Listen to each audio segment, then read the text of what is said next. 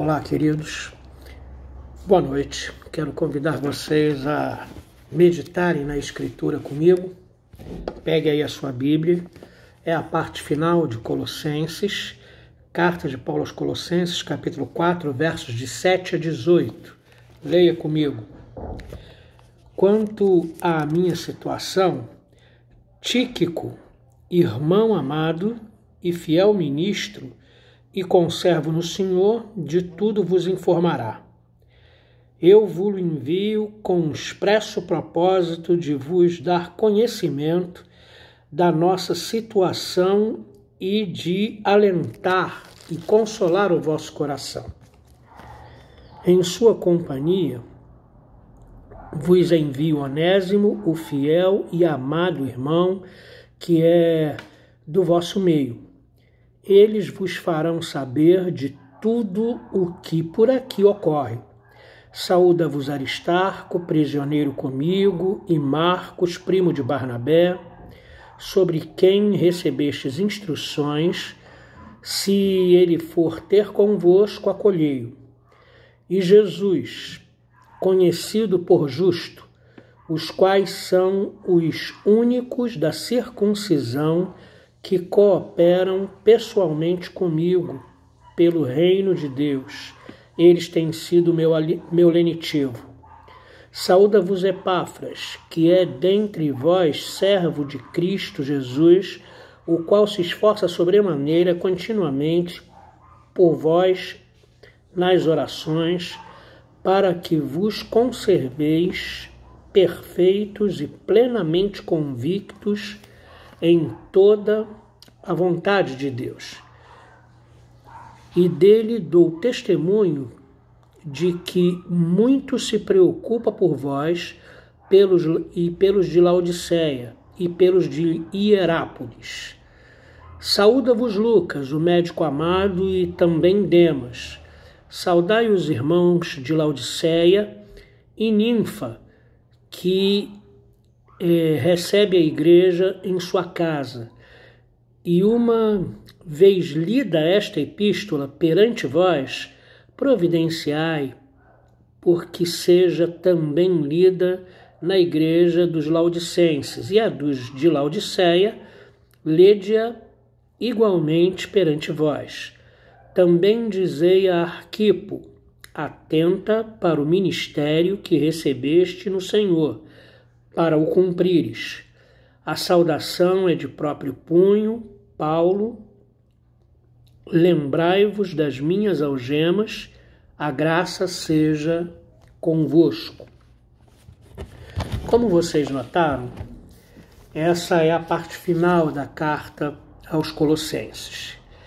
Aqui, Paulo mostra que não está sozinho. Isso é muito importante, porque a gente pensa que Paulo é um super-homem, mas ele não faz a obra sozinho.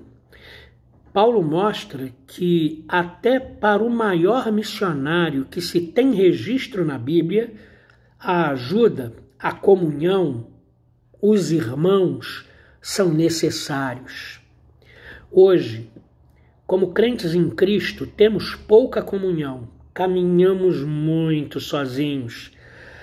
Quero que estas saudações finais de Paulo inspirem você a caminhar mais junto dos seus irmãos, a ter mais comunhão uns com os outros.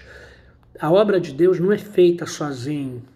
Nós somos corpo de Cristo e precisamos estar juntos, precisamos nos aperfeiçoar na comunhão. Mas o nosso século, ele pressupõe individualidade, ele pressupõe isolamento. Então está na hora da gente mudar isso.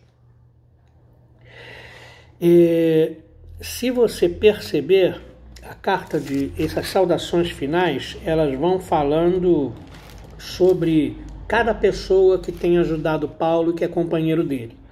Primeiro é Tíquico. Tíquico é natural da Ásia Menor, provavelmente de Éfeso. Tíquico acompanhou Paulo pela primeira vez em Atos capítulo 20, verso 4. É possível que Tíquico tenha sido o portador desta carta para a igreja de Colossos e para a igreja de Laodiceia. Esse texto também fala de Onésimo. Onésimo era o escravo fugitivo de Filemon.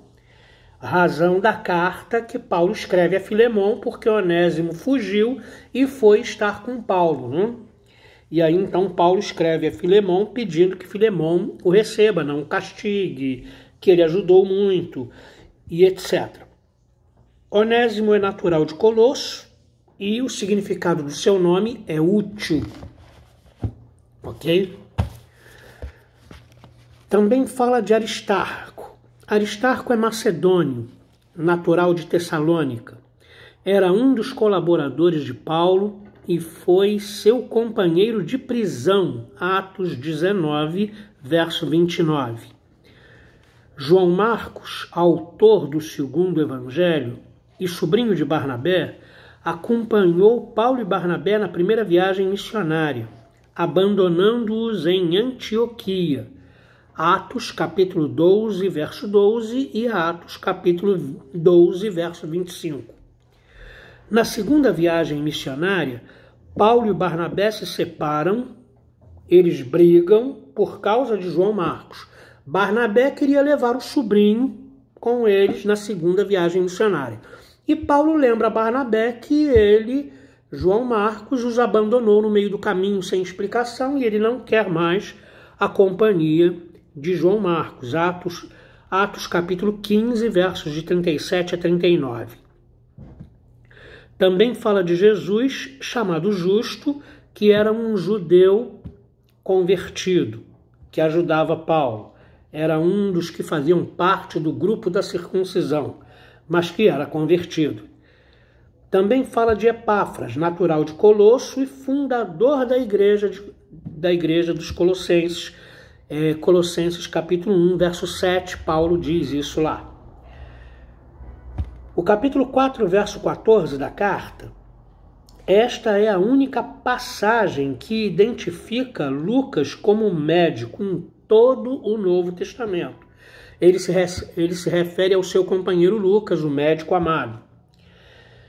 E também fala de Demas, um dos companheiros de Paulo, que mais tarde ele ama mais o mundo do que a Deus.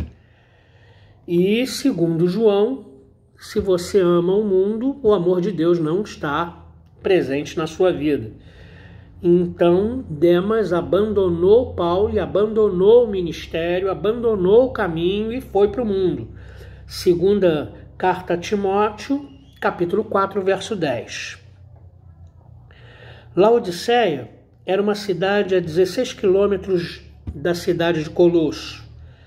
Lá tinha uma igreja recém-organizada que se reunia na casa de Ninfa. E esta Ninfa, irmã, ela é saudada pelo apóstolo Paulo aí no final, nas saudações finais. No capítulo 4, verso 16, Paulo orienta. Assim como os colossenses, assim que os colossenses lessem a carta que ele mandou, Paulo recomenda que essa carta deveria ser enviada à igreja de Laodiceia, ou deveria ser feita uma cópia para a igreja de Laodiceia, porque geralmente as igrejas não abriam mão do documento original recebido do apóstolo. Elas recebiam a carta, liam várias vezes na igreja e permaneciam com o pergaminho.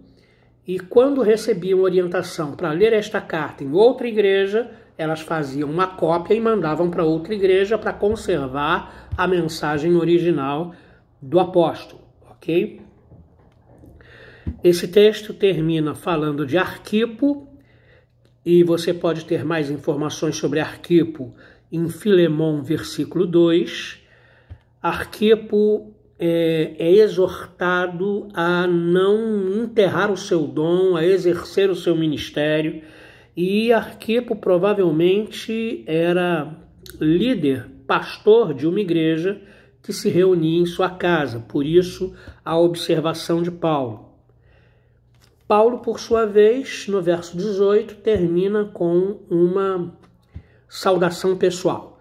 Quem escrevia as cartas de Paulo não era Paulo. Ele tinha um amanuense, um secretário, que escrevia as cartas para ele. Mas em algumas cartas ele diz no final, olha, eu estou me despedindo de próprio punho e etc. E é assim que termina a carta aos Colossenses. O que a gente aprendeu aí? A gente aprendeu que a grande obra do apóstolo Paulo não foi feita sozinho. Ele precisou de muita ajuda. Vê quantas pessoas ele agradece, faz referência, diz que é companheiro e assim por diante. Então eu quero exortar você a não caminhar sozinho. Procure caminhar com irmãos.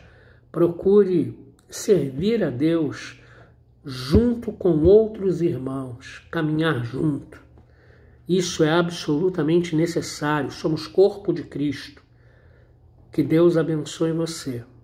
E que o estudo dessa carta tenha edificado a sua vida. Na segunda-feira, nós vamos começar a carta de Paulo a Tessalonicenses. Deus abençoe, que Deus permita que estas coisas aconteçam. Amém.